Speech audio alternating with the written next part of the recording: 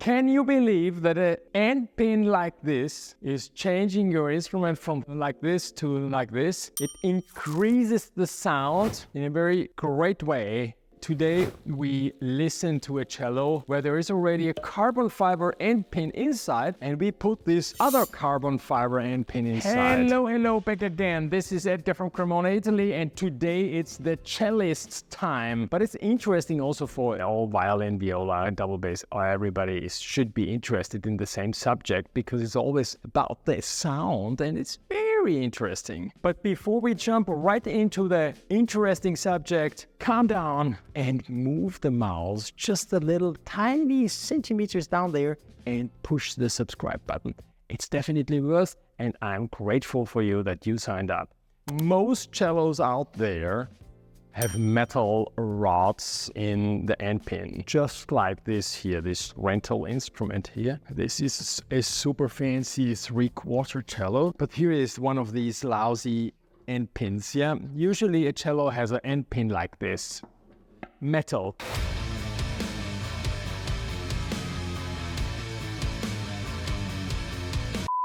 There's end pin and end pin, and a good metal end pin is already a good thing, okay? And then there come a lot of end pins which almost look the same but are not the same. The end pin is one tiny part of a cello which could change your cello a lot, but it's impossible to make with a super fancy mega super trooper end pin the best sounding cello. So we're already talking about a certain level of cello where everything is almost in its best condition, and now you want to bring yourself into a next level. So usually when we sell our instruments, we put already a carbon fiber end pin inside. Now I have here one of my master cello, but we take here a Lignamacchi Montagnana cello, and here we have this cello end pin by Bender. 20 years ago,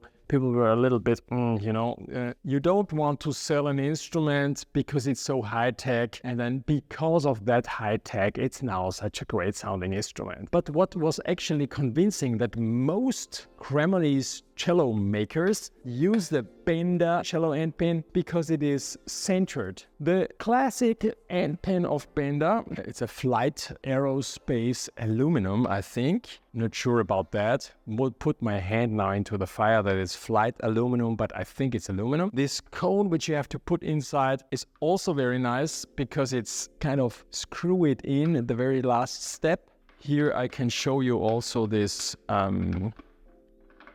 this screw here. It's made in a very convincing and very solid way. Yeah, and the end pin, which is probably the most one used, is out of carbon fiber, a tube. Okay, so it's very light. Our instruments are usually sold with this end pin, and I'm very happy to tell you that we put always this Bender end pin on it. But as you know, you can change everything, and today we get it played. Then we take it out and we put in, from my friend Seong Woo Cho. He's super nice guy, super nice. He gave me already one or two of these, and they really work very well. Durod comes from South Korea. And this here, the price here, there's written Edgar. Now, don't ask me the price, I really don't know. So here you have this rod, and inside here, there's also some other details I just wanted to show you, because if you want it all, you have here also this tiny stuff which you can fit right away when the instrument is new. Here there are also these cones, so you could fit that part in every cello in different measurements. Doing it is something very easy. You can do that at home. You can open it, take one out, and then you can put in the other one. Yeah? So this is here the whole thing. It is very heavy, this one. Inside it's brass, and outside is carbon fiber. And this here has a different sound characteristics. And very nice is this pin in the very, it's just, it looks very precious.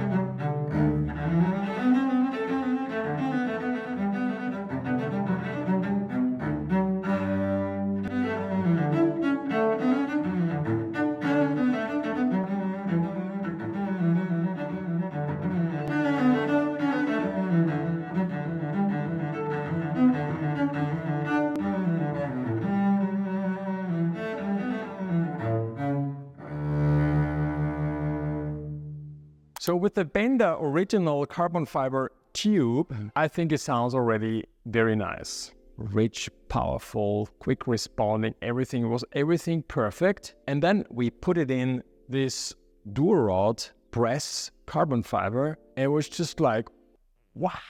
You couldn't believe, I think you heard it. It seems like it's responding even quicker. The sound gets more crunchy, and I would say that it is helping the first and second string more than the deeper ones, but certainly this conclusion of the sound, you can even listen on the fourth and on the third string, but it's more for someone, at least in this situation, that it is increasing the A and the D. Now this video seems like everybody out there, it puts in this endpin and it will have that result. Before you just generalize now from this, what you heard, believe me, try it before you buy it, because it could be that it is on your cello doing something a little bit different. But I'm sure that it is definitely increasing from a carbon fiber tube to a press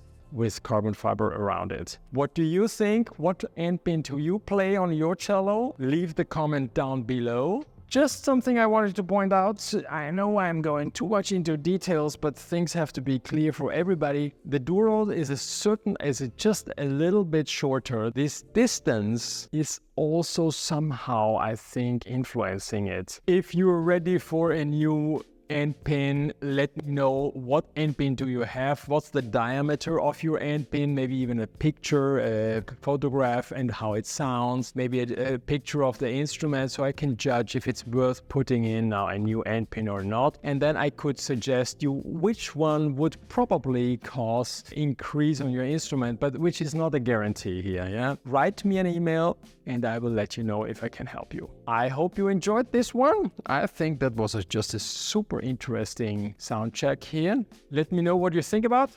See you soon and tell your friends. And don't forget to subscribe. Ciao, ciao.